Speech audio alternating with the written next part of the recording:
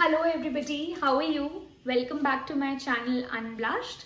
I'm Supriya and I'm back with another video in my series which I'm doing for 12th standard board preparation of English. So today I'm going to do the topic, the poem, An Elementary School Classroom in a Slum.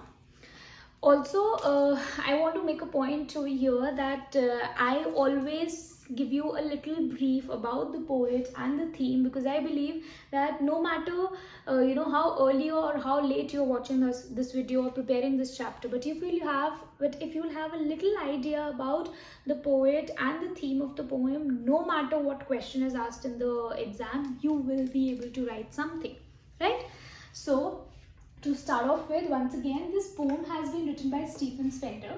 Now, please remember that try connecting the dots. The author Stephen Spender has been also talked about in your chapter, The Poets and Pancakes. Okay, now who is Stephen Spender? He is an English poet and an essayist who writes essays. Okay, now this poet had a keen interest in politics, so much so that he declared himself to be a socialist and a pacifist. Further, his poems were generally concentrated on the themes of social injustice and class inequalities. And that is exactly what is the theme of the poem, An Elementary School Classroom in a Slum.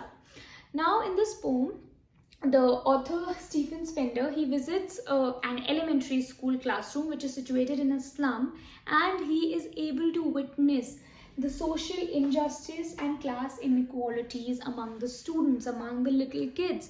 He says that the world is full of these injustice and class inequalities, that even this is, clearly visible in the little slums, the little children of an elementary school. What is an elementary school? An elementary school or elementary learning is the first part of a child's learning, the first thing a child learns when he starts to grow up. So he says that इतना social injustice है, इतनी class inequalities है कि इन छोटे छोटे बच्चों में और इनके classroom में भी वो चीज़ reflect हो रही है, right? So this is the basic idea about the poem. Now let's dive into it. First paragraph. Before starting, I want you to pay attention to these word meanings and these 4 pointers. This is what the poet is talking about in the first paragraph. That is, he is talking about children in the first paragraph, which he saw when he visited the elementary school. Far from gusty wave, these children's faces like rootless weeds, the hair torn around their pallor. Now, in the first 2 lines, the poet is saying that these little kids are far away from the lap of nature, the joys of life, and he's describing these children's faces. He's saying that they seem to be exhausted, they seem to be tired, and he's compared them to rootless weeds. Rootless weeds is unwanted, just like the plants which are unwanted, they're just plucked and thrown away. Similarly, these children are treated like that. Nobody really, the society doesn't pay attention to them, and they are always neglected, so much so that their hair are worn out, their pallor. The pallor means their pale faces. They do not even have basic hygiene. They don't even comb their hair are torn out. Then over here he talks about the tall girl. He says the tall girl with her weighed down head. Why is her head weighed down? Her head is weighed down with the burden of responsibilities and the poverty and fatigue. She is stressed because her life is not at all luxurious. She has to, live in this filthy and dirty environment. So she's tired. Her head is weighed down and she's sitting like this. Okay, then he says the paper seeming boy with rat eyes. The second child that he's mentioned here is the paper seeming boy. What do you mean by paper seeming boy? A paper kitna patla hota hai? Paper is so thin. So he says this boy is as thin as a paper. It looks like he's just as a paper. He's malnourished. He's so thin. And his eyes are compared to that of rat eyes. Why? Because he's always in search of some kind of nourishment, some kind of food, and he's always in a defensive mode. Because you don't know how others treat them. They treat them very badly. So that's why his eyes are compared with rat eyes. He is searching for nourishment. He is searching for some kind of kindness, some food. Then moving ahead, the third is the unlucky heir. The poet says, the stunted unlucky heir of twisted bones, reciting a father's gnarled disease. His lesson from his desk. Now, see, the poet has done an amazing play of words over here. He has called this person this child an unlucky heir. person कौन होता है? Inheritor होता है, जिसको properties मिलती हैं, पैसे मिलते हैं, knowledge मिलती है. An heir is generally considered to inherit always good things. But over here, this heir is extremely unlucky because he has inherited the disease of rickets from his father. His growth is stunted. So he's sitting on his desk and he's reciting his sad tale of, underdevelopment, undergrowth, and how difficult he is to take part in different activities of life. Further, one unnoted, sweet and young, his eyes live in a dream of squirrel's game in tree room other than this. Now, at last, the poet is talking about this little sweet young boy. Now, in this paragraph, it's the first time that poet has said something positive, something good. So he refers to this boy as sweet and young and innocent. He says he's sitting at the back of the desk and he's unnoticed. Nobody is noticing him. And he is looking outside the window at the squirrel's game. The squirrel is playing outside on the tree, in his tree room. She's going in and she's coming out of the tree. Similarly, this little boy, the poet says, it seems that he is, thinking about the good and bad life. He's thinking he's mentally absent from the class, and he's thinking about all the good things, that probably one day things will get better and he'll go out of this classroom. Right? So the first paragraph on sour cream walls, donations. Now in this, the poet is describing the conditions of the wall of this classroom. Sour is basically a word which is used when you do not like anything, when you have an unpleasant experience, you do not like a taste of it, or something is dirty. So we hear by the word sour cream walls, the poet is trying to say that they have this really dirty off-white walls which haven't been painted recently, and they are extremely in a terrible condition, and they are dirty, they are filthy. And these walls are full of donations because these little children, they do not have money, nor does the school have money, because this is a school that is based in a slum. So generally everything that is present in this classroom is given out of donations.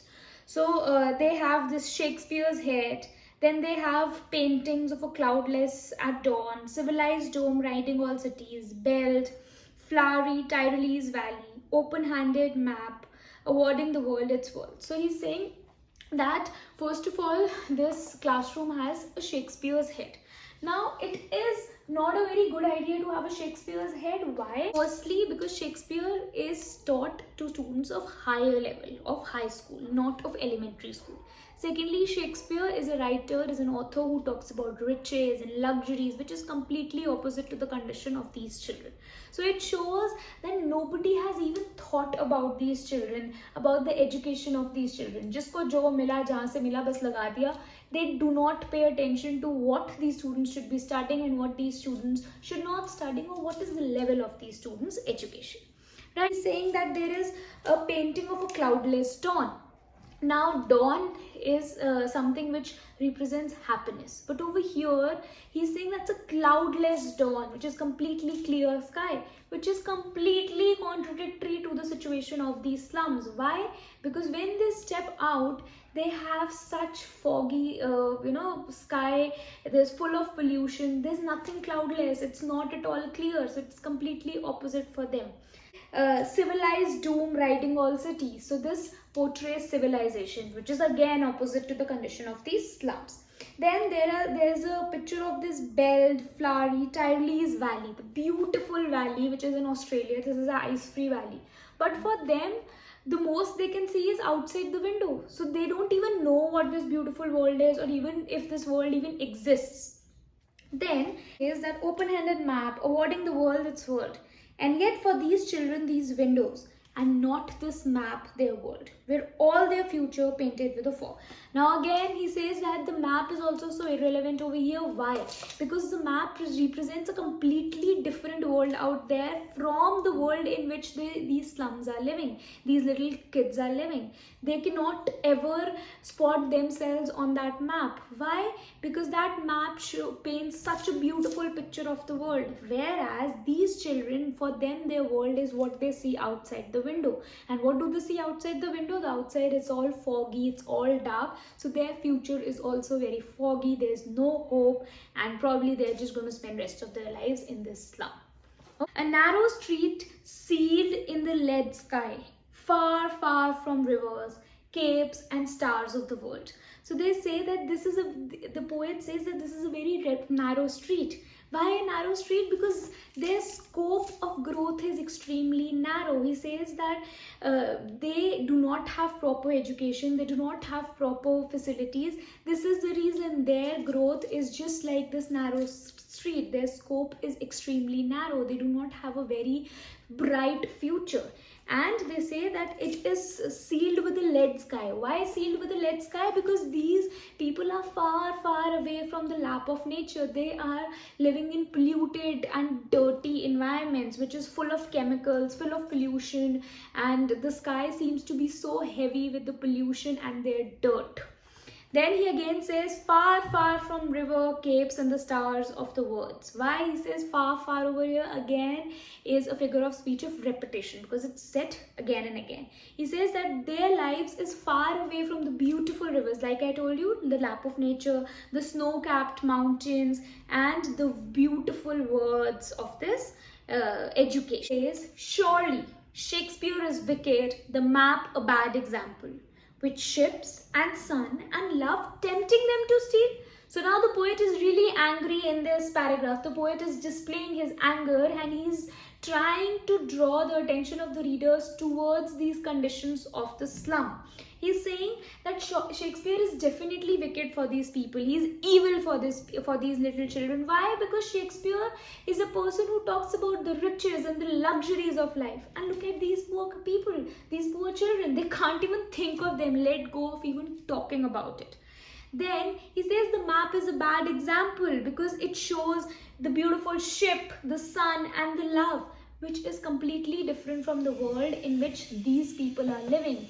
They are painting a picture of a very beautiful world outside with the help of this map, which is doing nothing but only tempting them to resort to activities like stealing or criminal activities, which is not at all good for them.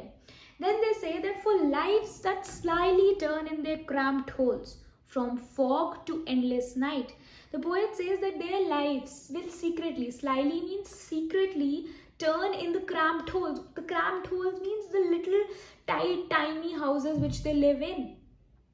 From fog to endless night. So for them, the nights are endless. Why? Because even if there's morning, they cannot see it. For them, it's fog. For them, there's a very narrow sky. For them, there is a sky full of lead. They cannot see the beautiful sunrise, the beautiful clouds. It's all very dark for them. So it is either fog or the endless night for them. Then he says, on their slag heap, children wear skins peeped through by bones and spectacles of steel, with mended glass like bottle bits on stones. So now the poet is saying, what is slag? Slag is waste. So the poet says that these people live on heaps of garbage. They live in such dirty and such filthy conditions. He has compared the bodies of these little children to that of big heaps and big mountains of garbage and waste. He says that they are so malnourished, they are so thin that it seems that their bones are trying to peep out of their skin. They are just wearing skin on the name of clothes. They don't even have proper clothes to wear. They are so malnourished that their bones are peeping out. And the ones who have to wear spectacles, when we go and buy spectacles for ourselves, we try to buy the most comfortable, the most lightweight one. But for them, they are wearing steel spectacles. Imagine steel के spectacles कितने heavy होते हैं. वो भी they have cracked in mended glasses. Mended glasses कैसे? जैसे suppose एक bottle है, bottle को आपने पत्थर से मारा, वो crack हो जाती है ना, ऐसे उनके glasses भी टूटे हुए हैं. They are in such bad conditions. So the author says, all of their time and space a foggy slum. So blot their maps with slums as big as doom. He says that you should blot the maps, these slums maps, with doomness, with no hope and darkness, because for them there's nothing left. अब उनकी कोई growth is governor, inspector, visitor. This map becomes their window, and these windows that shut upon their lives like catacombs. Now, in this paragraph, the poet is urging the officials to come and help these children. Now, this line, the unless governor, inspector, and visitor, it has two meanings. Firstly, it says that only when there, a government official is coming to visit the slum, only that time their conditions are improved. That means सिर्फ उस time बोलते हैं कि अच्छा सब कुछ साफ कर दो, अच्छी यूनिफॉर्म पहना दो, अच्छे से सब कुछ ब्यूटिफाई कर दो, so that nobody is able to find faults and they see that these slums are also living in good conditions. So secondly, the poet says that please, all these officials, the inspectors, the governors, and visitors like we people should come visit the slums and help these little children to break open these windows in which they are shut. They are shut and they do not have any future. They are just like little catacombs. These windows, their classrooms are little catacombs, little graveyards in which they will be stuck forever with doomness, with no hope, with dark lives. Right? Now the poet is saying, break, oh break, open till they break the town and show the children to green fields and make their world. So they're saying break these windows and give them a better future so that they can also, now the word green fields and golden sands represents happiness, new, positive life. So the poet is urging all of us to help these little children for better conditions to live in, better schooling, better education, so that they can also grow in their life. They can move ahead from these darkness and these foggy, endless nights, and they can also live the bright, beautiful future which they've been away from such a long time. Now the poet says, run azure on gold sands and let their tongues run naked into books, and white and green leaves open history theirs whose language is the sun. So now the poet is saying that let their tongues run into the books. That means give them better education, give them better knowledge, because if you will pay attention to their education and to their knowledge, that is the only way by which these slums can grow. Then the poet is urging all of us, the visitors, the inspectors, the governors, to help these little children so that they can have a better future, they can have good education.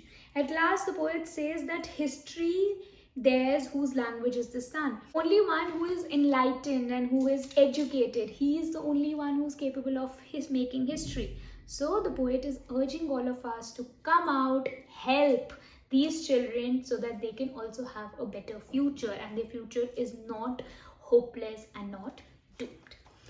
So with this we come to the end of this poem. This poem is not very difficult, but yes, it is definitely a tricky one. It actually needs a lot of attention and you need to pay attention to these minute details. Otherwise, you might miss an important point. I have made the best of effort to make this poem a little simple for you. But if you want me to explain this in a more simpler way in Hindi, or in a more detailed way, because that's going to be a little longer video, I wanted to keep this video shorter yet not missing out on a lot of information. I've tried to give as much information as I could and not making the video more monotonous for you. So I hope I was able to put across the message of this poem and I was able to make you understand this. And if you have any other queries or you do not understand anything, you can definitely comment below and ask me. And I hope I was able to serve the purpose. Thank you, and all the best for your exams. I will soon be coming up with another video. And please like, share and subscribe so that I can help more people and they can score good marks. Bye bye. See you.